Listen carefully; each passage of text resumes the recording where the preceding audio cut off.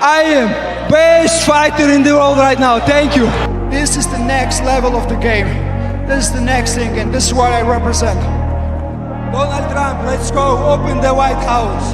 I'm coming.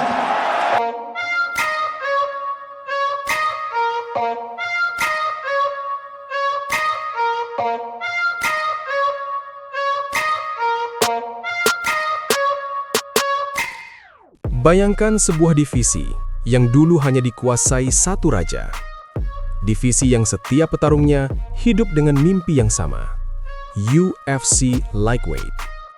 Di awal tahun 2026, divisi ini berubah total.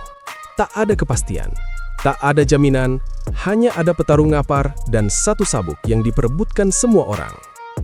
Di video ini, kita tidak hanya membahas ranking. Kita akan melihat siapa mereka sebenarnya. Siapa yang naik perlahan, siapa yang bertahan, dan siapa yang tinggal menunggu waktunya meledak. Kita mulai dari peringkat 10.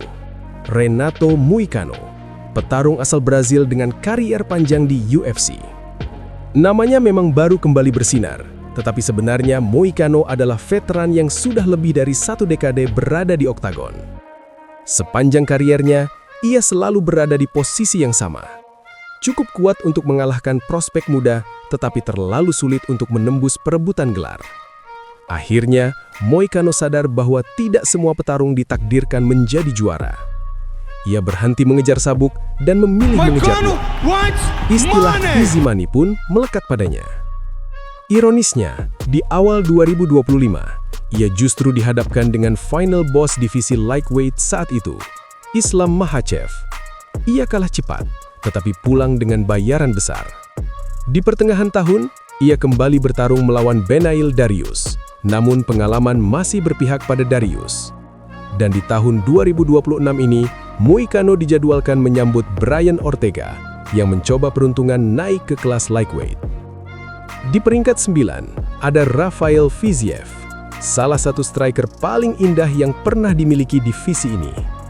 Berangkat dari Muay Thai, Fiziev dikenal dengan kombinasi bersih dan footwork yang tajam. Ia melaju dengan kemenangan beruntun hingga akhirnya bertemu Justin Gaethje.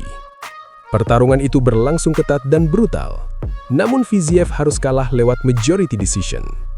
Sayangnya, kekalahan itu menjadi awal dari masa sulit.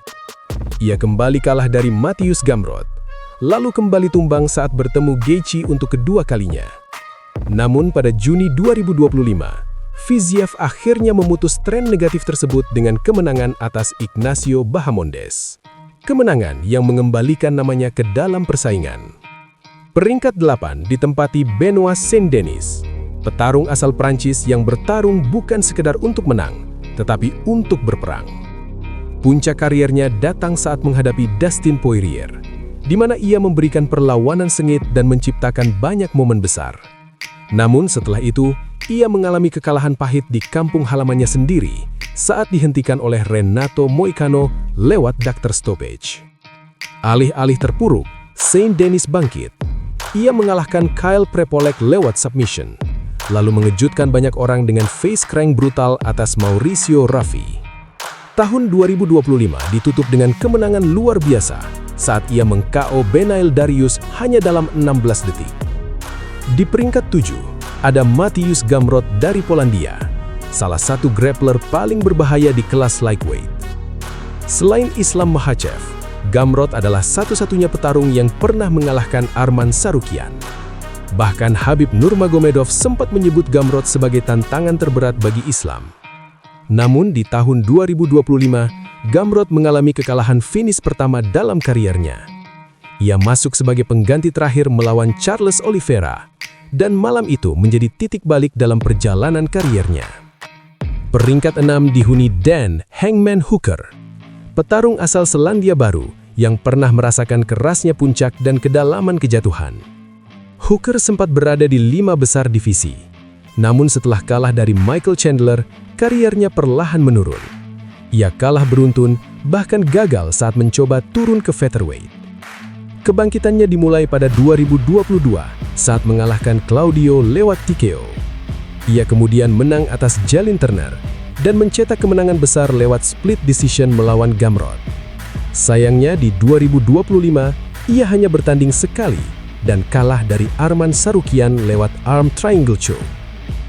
Masuk ke peringkat 5, ada Paddy "The Baddy" Pimblett, bintang asal Inggris dengan fanbase besar dan aura superstar. Tak terkalahkan di UFC, namun sering dicibir karena dianggap mendapat lawan yang mudah. Banyak yang menyebut rekor lawan-lawannya tidak meyakinkan. Semua itu berubah saat Paddy mengalahkan Michael Chandler lewat TKO di ronde ketiga. Kemenangan itu membuat promotor yakin bahwa ia layak berada di level elit. Dan di saat divisi membutuhkan juara interim, nama Paddy pun dipilih. Di peringkat 4, berdiri Justin "The Highlight" Gaethje, petarung yang berkali-kali membuktikan dirinya pantas menjadi juara. Sayangnya, selama Islam Makhachev berkuasa, Gaethje tak pernah benar-benar mendapatkan kesempatan. Setelah Islam meninggalkan divisi lightweight, Gaethje kembali menuntut haknya. Bahkan ia mengatakan akan pensiun jika tidak mendapatkan title shot. Kini di awal 2026, ia akhirnya bertarung memperebutkan sabuk interim melawan Paddy Pimblett. Di peringkat 3, tempati Max Holloway. Setelah kalah dari Ilia Topuria, Max memutuskan naik ke lightweight. Debutnya langsung luar biasa. Ia mengalahkan Dustin Poirier dalam perebutan sabuk BMF, sekaligus menjadi pertarungan terakhir Poirier. Di kelas ini, Holloway bukan hanya cepat, tetapi juga jauh lebih mematikan. Di tahun 2026, Max dijadwalkan mempertahankan sabuk BMF melawan Charles Oliveira.